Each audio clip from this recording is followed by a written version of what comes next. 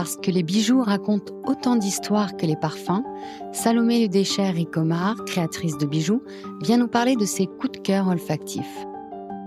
De Metz à Marrakech, en passant par Montreuil, Salomé se confie sur les odeurs chaudes de son enfance et partage avec nous l'odeur de l'amour et de la liberté. Je suis Charlotte Urbain et vous écoutez À Fleur de Nez, un podcast signé Fragonard Parfumeur dans lequel nous allons explorer les secrets de notre nez. Bonjour Salomé. Bonjour Charlotte. Merci de m'accueillir chez toi. Merci à toi.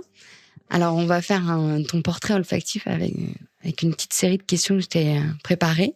Pour commencer, tu sais, il y a ce questionnaire de Proust et pour toi, quelle serait l'odeur de ton enfance, l'odeur de Proust ?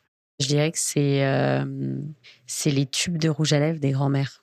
Ma grand-mère maternelle se mettait le rouge à lèvres au pinceau. Et je trouvais que c'était un art, genre de la regarder se maquiller. Et il y avait vraiment cette odeur des anciens, je pense que c'est des rouges à lèvres Christian Dior. C'était assez dodu, avec des formes, avec des godrons, etc. Je crois que c'était bleu marine. Et bref, elle prenait le pinceau et l'odeur qui se dégageait de ça, j'adorais. Il y avait un côté réconfortant, rond.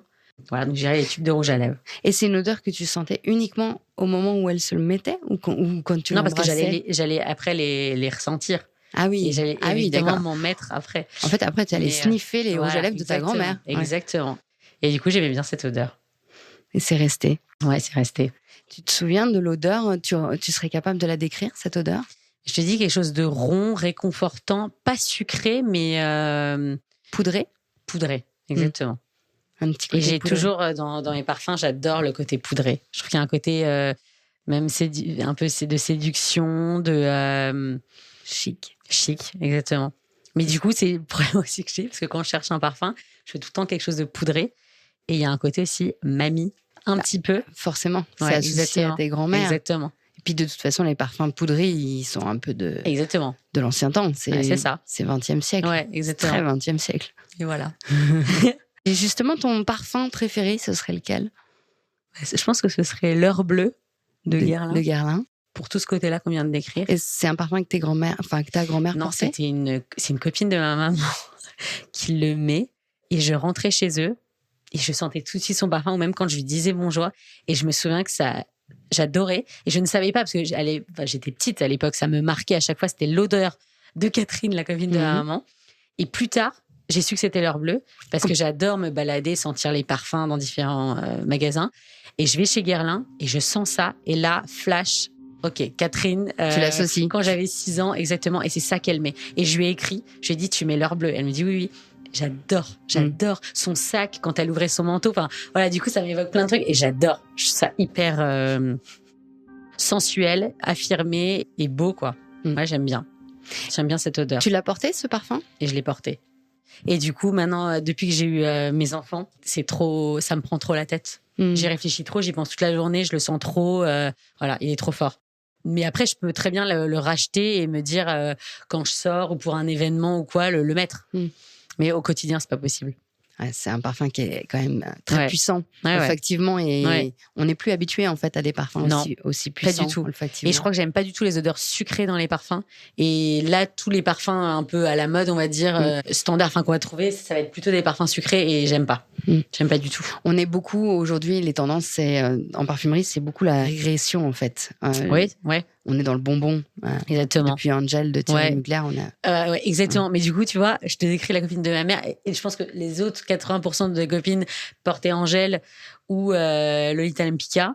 Donc ça m'évoque forcément aussi des souvenirs, mais par contre, c'est pas un truc qui allait m'obséder et que j'allais aimer, contrairement à l'heure bleue. À l'heure bleue, où tu as eu un vrai crush. Exactement.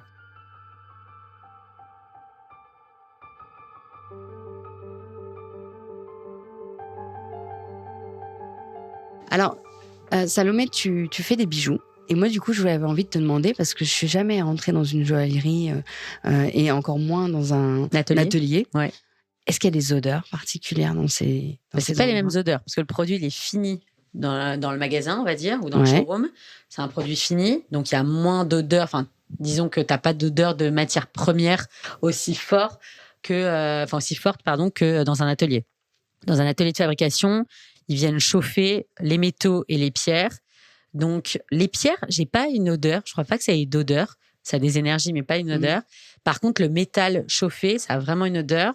Je trouve que le métal blanc, je sais pas si c'est psychologique, mais j'ai l'impression que ça a une odeur du coup. Le métal blanc, c'est l'or blanc ou Oui, l'or blanc. C'est ça que tu as. Ouais, l'or blanc, même un peu le titane ou même l'argent, voilà. Tu vas avoir un côté un peu chauffé, un côté un peu sang. Je trouve que tu as l'odeur un petit peu du sang. Et tu as un côté froid. Enfin, je sais pas, c'est bizarre. C'est pas une odeur. Sang et froid, du coup, c'est pas une odeur que tu. Non, c'est pas une odeur que j'aime bien. C'est peut-être aussi associé au bruit. Tu sais, quand tu coupes du métal, même tu as un côté un peu qui fait mal aux oreilles et tout. Je sais pas, ça j'aime pas. Mais d'un côté, je travaille pas l'or blanc du coup, parce que ça me plaît pas. D'accord. Je travaille plutôt les métaux de couleur. Donc l'or jaune et l'or rose. Qui n'ont pas le même. Je sais pas si c'est psychologique. Je te dis si c'est la couleur. Du coup, j'associe chaud-froid. Mais du coup, l'or jaune, je l'associe au côté solaire. Ouais. Et du coup, chaud, limite, t'as un métal chaud. Donc, t'as un côté été et tout. Alors que l'or blanc, t'es sur un côté métallique, froid. Limite, pas d'odeur. Tu vois, le côté pas d'odeur d'un. Ouais, le métal qui me dérange. Absence d'odeur. Ouais. En fait, on n'en veut pas, l'absence d'odeur. Exactement. On ne veut pas d'un monde sans odeur. Donc, exactement. Donc voilà, l'atelier, c'est plutôt ça. Après, c'est vrai que le métal a des molécules. Enfin, on dit que dans le sang a un côté très métallique au niveau olfactif. Ouais. C'est des molécules qui se retrouvent. Donc, je comprends ton association. Ouais. Et c'est marrant que tu différencies l'or blanc et l'or jaune. Il y a aussi une association qui se fait. Parce que esthétiquement, tu préfères aussi. Ah oui, c'est sûr. Donc ça se trouve. L'or blanc, ça me parle pas du tout, le métal blanc, alors que le jaune, ça change tout. Mais comme un bijou, s'il est en or blanc ou en or jaune, il n'a pas du tout la même tête, il n'a pas du tout le même. Tu ressens pas du tout la même chose, quoi. Ouais. Il peut changer. Tu peux avoir la même esthétique en or blanc ou en or jaune. Je trouve que t'as pas du tout le même esprit. Tu décris pas la même histoire. Ok. Et donc les pierres, par contre, elles n'ont pas d'odeur. Non, je pense pas. Pour moi, ça me dit rien. Après, tu peux, par exemple, l'émeraude, tu sais, tu peux la plonger dans l'huile d'amande douce pour un peu enlever un peu ce qui se passe à l'intérieur. Tu as des jardins dans l'émeraude, tu as comme des microfibres un peu blanches et c'est très fragile l'émeraude et c'est bien de la huiler un peu avant de la sertir. De la mettre dans un bain d'huile, de l'amande douce comme pour les bébés, tu vois, la même chose. Ouais, où tu peux passer un petit coton-tige juste dessus. C'est bon et ça l'hydrate, clairement. D'accord. Ça la nourrit. Et donc, peut-être que ça, du coup, l'émeraude, pour moi, je pense à ça. Tu vois, à l'huile. Exactement. Ouais. Et l'émeraude, c'est aussi hyper solaire. Tu vois, donc ça me fait penser aussi à une peau chaude au soleil qui va, avec l'huile que tu vas te mettre dessus, ça va un peu dégager une odeur de peau. Et il n'y a que l'émeraude que tu huiles? Il y a d'autres pierres? Ouais, non. Pour moi, non, c'est tout. Et le diamant, tu vois, je travaille très peu le diamant. Parce que du coup, c'est très froid aussi, non? Ouais, exactement. Et ça, alors pour le coup, je trouve que ça n'a pas du tout d'odeur. Non. Voilà. Ça a un petit côté neutre. Un peu glacial. Labo. Enfin, même si c'est pas que tu as des diamants de laboratoire. Mais bref, du coup, ça me parle moins.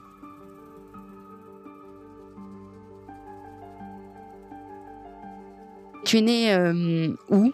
Je suis née à Metz. À Metz. Alors, est-ce que Metz a une odeur particulière? Tu l'associes à une odeur, ce lieu? Je vais pas te répondre des plats de Metz parce que c'est pas hyper glam. Non, l'odeur. Moi, je suis née en juillet, le 11 juillet. Donc, j'adore l'été. Voilà, sous le soleil. Il faisait beau, il faisait chaud. Donc, les odeurs de mon enfance, c'est plutôt l'été, les arbres en fleurs, les arbres fruitiers. J'adore les pêches, les nectarines, les abricots. Et j'en mange depuis toute petite. Et du coup, j'ai vraiment cette odeur de ces fruits-là. Ouais, exactement. Et les fleurs d'été, les arbres qui s'agitent un peu quand t'as un peu une brise, t'as un peu de vent et du coup tu vois le bruit un peu que ça fait ou même le bruit des insectes qui volent, etc. Et l'odeur qui s'en dégage. Donc une odeur d'été. D'été, d'accord. On n'est pas vraiment dans l'est de la France là. Pas du tout. C'est marrant. Non. Mais pourtant je déprime. Enfin l'est de la France me fait pas déprimer comme quand je dis que je viens de Metz, les gens me regardent genre. Limite si j'étais allemande. Enfin voilà, je sais pas pourquoi il y a un côté genre hyper. Metz c'est très beau, c'est riche en plus culturellement, architecturalement parlant et tout. Mais non, je suis pas sur des odeurs. Et je suis pas une personne qui aime bien d'ailleurs les températures hivernales. Hivernales. T'attends le printemps et l'été. Exactement. Ouais. Est-ce qu'il y a une odeur qui te fait saliver? Ça va être les gâteaux. Mais quel genre de gâteaux? Des gâteaux. L'odeur du yaourt. Ouais. Le gâteau yaourt. Le gâteau yaourt, le fameux gâteau yaourt. Parce que tu vois, c'est pas les fruits en pâtisserie, j'aime moins. Du coup, la fleur, le yaourt.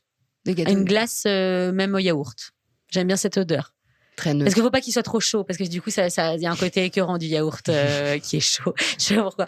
Alors que frais, encore une fois, en été, une glace, l'été, tu mélanges la rose, boule de glace à la rose avec yaourt, j'aime bien. D'accord. À l'opposé de tes envies joaillières, en fait. Là, on est dans quelque chose hyper neutre. Oui, non, et surtout pas un parfum que je porterais.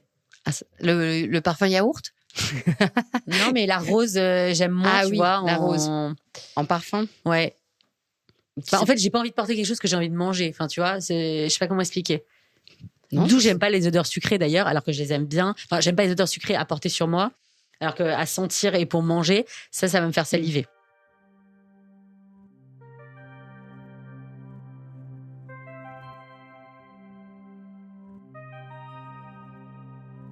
Et j'ai vu que tu voyageais pas mal. C'est des sources d'inspiration. Ouais. Est-ce que tu as eu des chocs olfactifs lors de tes voyages? Moi, j'adore l'effervescence, même humaine, quand il y a plein de monde et que tout se mélange.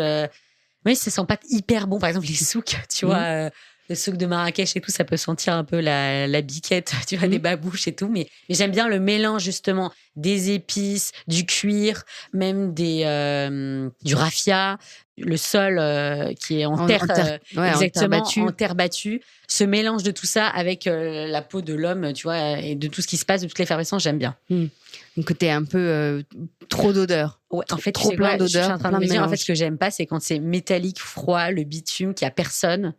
Du coup, je trouve ça beaucoup plus angoissant que quand il se passe plein de choses et qu'il y a trop d'odeurs. Et du coup, je préfère. Et des odeurs chaudes, en fait. Parce que là, ce que tu décris, c'est des odeurs très, très chaudes. Ouais. Entre le raffia, le cuir, la terre. Oui, non, mais c'est vrai. Ouais. On est si on les associe. On est toujours dans la même gamme. Ouais.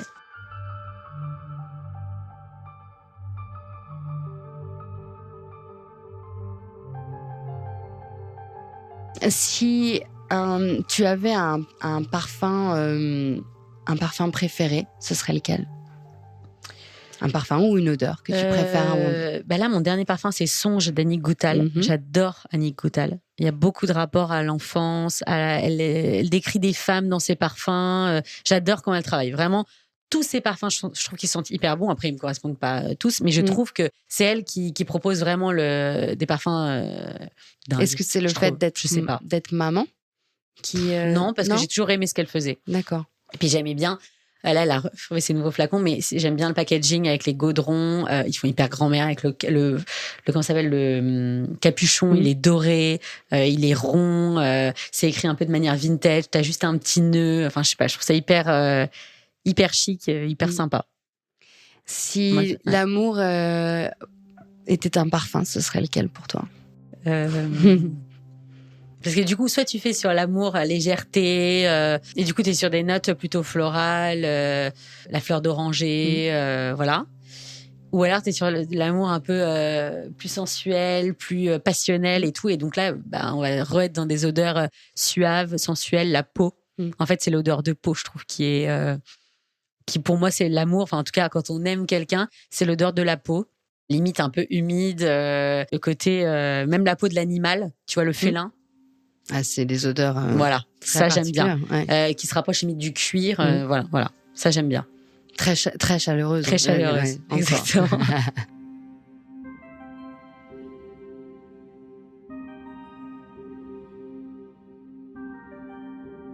Et si la liberté était un parfum, pour toi, ce serait lequel? Et alors c'est là où je vais prendre les fleurs. Alors du coup. Ah oui. Ouais. La liberté, du coup, je le vois fleur de coton. Fleur de frangipanier. Ouais. Du coup, je m'évaderai vers le soleil, au soleil, dans des pays. Et du coup, il y a très lointain, voilà, en fait, lointain. Parce que la fleur de frangipanier, elle a un côté exotique. Oui, exotique. J'adore l'odeur de la fleur de frangipanier. J'adore ça. Et avec le sable, tu vois, t'as la mer généralement pas loin, t'as le sable et la fleur de frangipanier, et voilà. Et là, j'adore. T'as le vent, pareil. Et là, c'est la liberté totale. C'est sur la liberté, ouais, exactement. Et si toi, tu devais être un parfum, lequel serais-tu? Ou une odeur, hein. C'est dur. Tes enfants, ils te disent quelque chose là-dessus ou pas? J'essaye de les éduquer vachement aux odeurs. Ouais. Là, ma fille, déjà là, je lui fais sentir tous les matins. Je dis, regarde, là, je prends un yaourt, je lui fais sentir. Dès que je mange un fruit, je lui mets au niveau du nez. J'adore. Et quand j'étais petite, j'avais le jeu des odeurs. Ouais. C'est bête, mais j'adore ça. Je trouve ça trop bien. Pourquoi tu Je sais pas, je trouve ça hyper important parce que ça te réfère à une personne, à un événement, à des souvenirs. C'est incroyable, je trouve, un parfum. C'est une identité, ça raconte une histoire. Et c'est pour ça que il y a plein de points communs avec la joaillerie, en fait. Bah justement, sur ton site, j'ai lu il y a un moment donné, tu fais un lien avec le parfum. Et je trouvais ça étonnant parce que finalement, les bijoux, moi, je me suis jamais approchée d'un bijou pour le sentir. Non, alors c'est pas par rapport à ça, c'est pas l'odeur du bijou, c'est plus l'histoire qu'il raconte. Tu vois une personne, là je vois t'as des colliers, t'as une bague que tu portes ici, ça raconte quelque chose. On peut voir déjà un peu de ta personnalité, de ton côté artistique, voilà. Et le parfum c'est pareil. Le parfum c'est pareil. Je trouve quand tu fais la bise à quelqu'un ou même quelqu'un qui met son écharpe qui est devant toi ou quoi, quand elle laisse déjà une odeur, c'est-à-dire qu'elle met un parfum assez puissant, une autre qui va jamais mettre de parfum, ça peut aussi refléter quelque chose, parce que du coup elle va avoir son odeur naturelle. Moi, je trouve ça hyper important. Même la lessive, j'ai des souvenirs de personnes, quand tu rentres dans leur intérieur ou quand tu les sens, leurs vêtements, tu sais que c'est telle personne. Et tu dis, ah, mais ça, c'est l'odeur de bidule, tu vois. Donc ça, je trouve ça génial. Donc c'est pour ça que j'aime bien le lien entre parfum et joaillerie. Et c'est pour ça aussi que tu insistes auprès de ta fille pour le... Ah ouais. Et mon fils, là, Orso, mais parfois, je vais vers lui, il me fait, ah non, mais là, je déteste l'odeur, maman, t'as mangé une banane. Et non, mais je plaisante pas. Et il déteste la banane. Et il s'en rend compte tout de suite. Et j'essaye vachement de lui dire, et là, tu sens pas, ça sent ça. Tu sens, là, ça sent le feu de bois. Voilà. Je trouve ça cool. Voilà. Et donc, il est assez sensible à ça.